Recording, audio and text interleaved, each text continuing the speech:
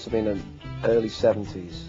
The word got around about the band, and I used to go to a pub, as we would call it, a bar, as you might call it in America, that played exclusively American import records. An odd thing to do, you know. And my pals and I used to go Friday night, and they played a lot of things, but the more unusual, the better. And played a lot of things that had a little country rock thing going on, which was popular at the time. And then they started playing, I think, maybe Strike It Lucky, one of the early records anyway. And we just used to go, what's that music? You know, because it had this sort of 40s thing going on in it, and we wanted to know about it, and then little by little picked up the records, you know. I had to track them down a little bit, you know, they were hard to get. I keep telling you day after day. Just a song, ladies and gentlemen. You won't listen, you always stay and stay.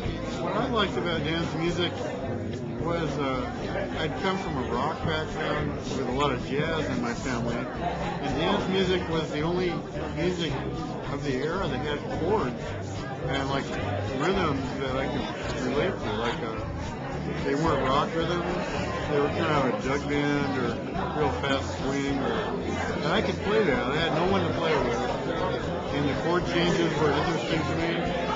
I just fell in love with the music. You always stay and stay.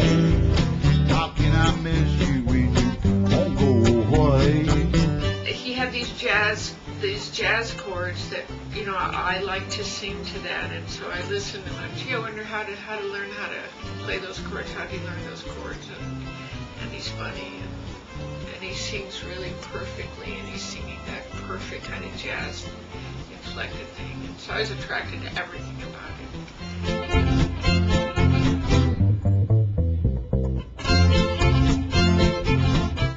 I would say that Dan Hicks and the Hot Licks were jazz, folk.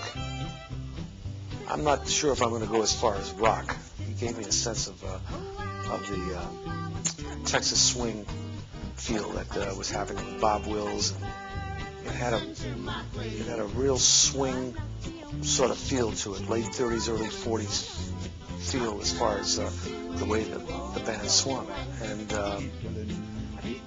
you know, it reminded me a lot of things from Bob Wills, but still, it was very original. The material was very original, and he was definitely a genuine, original person.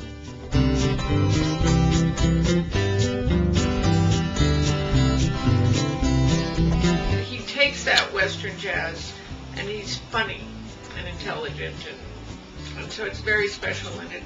And that kind of music and him, they kind of only exist really from him, though, I think.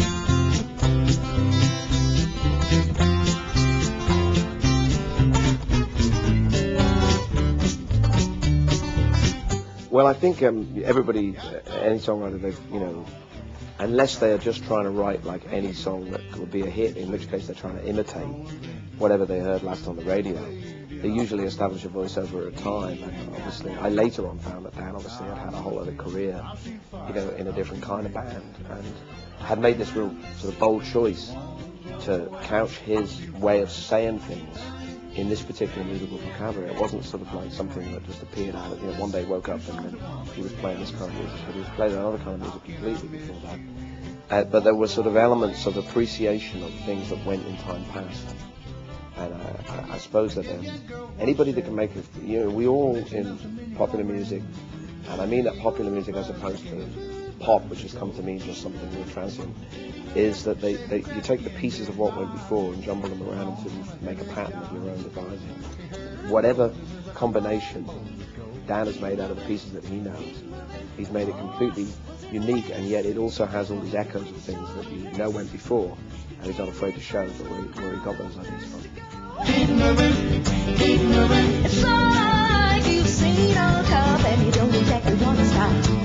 These songs are really very, they're some of the best things I'd have to say. If I put together a group of 10 to 20 songs of my favorite songs, there would definitely be a Dan Hicks song in there.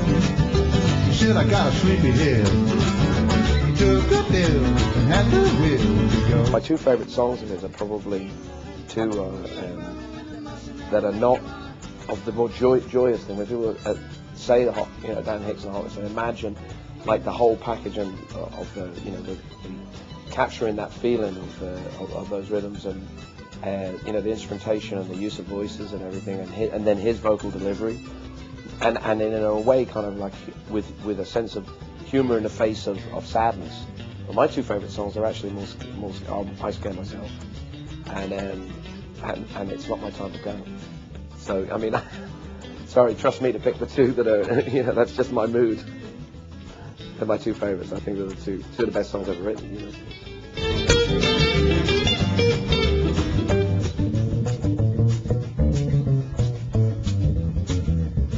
To see him on a night when he was on, where he would just wing it and play with the audience. He's wonderful at playing with an audience.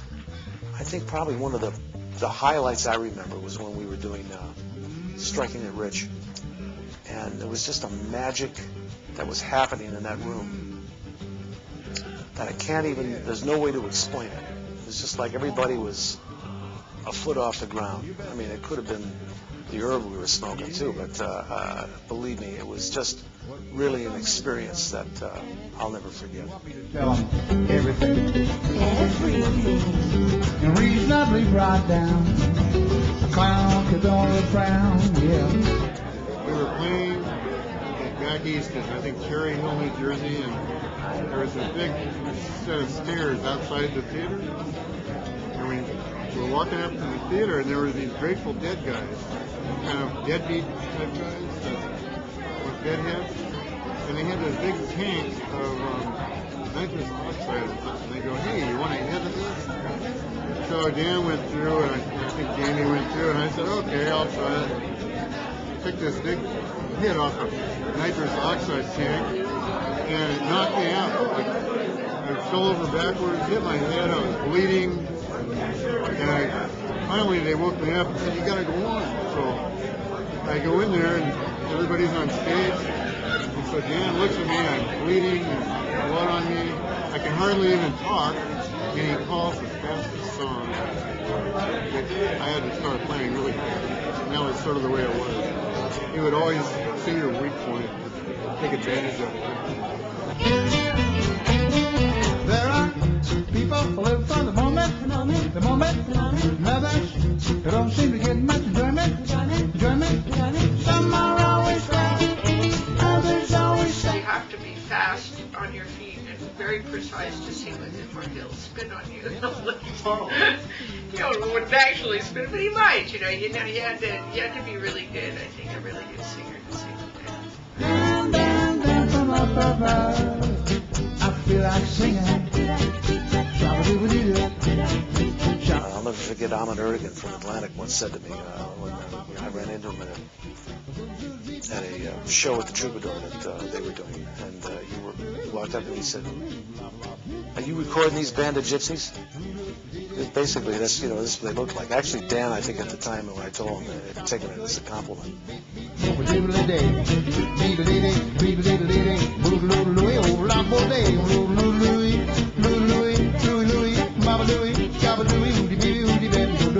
would be nice if just, people seek out good music, that they get to hear Dan and his Hot Lips. Because they're really very good. They were always really very good.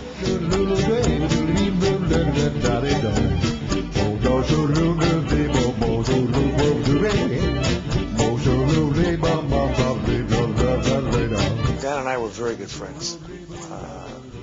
And my wife was also a very close friend of Dan's. In fact, to the extent where our youngest daughter her name is Danielle. If it would have been a boy, it would have been Dan. And since it was a girl, we named her Danielle. We were very close. And I still feel a real closeness to him, even though we don't speak to each other as much as I'd like to.